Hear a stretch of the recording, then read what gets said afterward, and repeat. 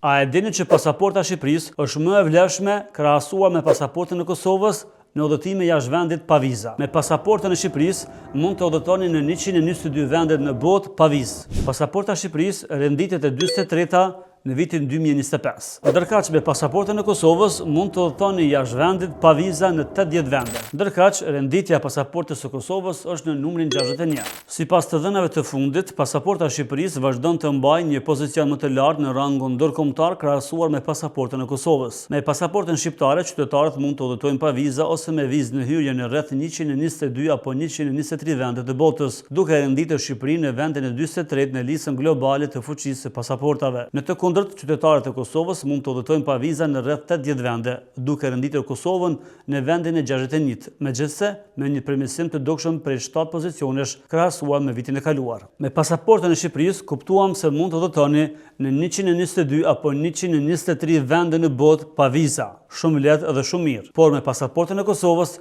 momentalisht kemi vetëm 80 vende. Për të udhëtuar pa viza në vende të ndryshme të botës nuk është njëjtë si me pasaportën e Shqipërisë dhe të Kosovës, që nënkupton se jo të gjitha vendet që e kanë hequr vizat Kosovës, e kanë hequr edhe Shqipërisë, apo edhe e kundërta. Për shembull, qytetarët e Shqipërisë mund të udhëtojnë në Egjipt pa viza, ndërkaq qytetarët e Kosovës mund të udhëtojnë në Jordani pa viza, por jo dhe të Shqipërisë në Jordani dhe jo të Kosovës në Egjipt. Ekspertët e çështjeve të integrimit evropian theksojnë se ky ndryshim reflekton progresin në marrëveshje ndërkombëtare, por gjithashtu tregon nevojën për forcimin e politikave të jashtme dhe standardeve të sigurisë. Ndërsa Shqipëria ka përfituar nga marrëveshjet e liberalizimit të vizave me Bashkimin Evropian që për vitin 2010, Kosova është ende në pritje të plotë aplikimit të këtyre lirive në nivel global, pavarësisht se liberalizimi i vizave për zonën Schengen ka hyrë në fuqi në fillim të vitit 2024.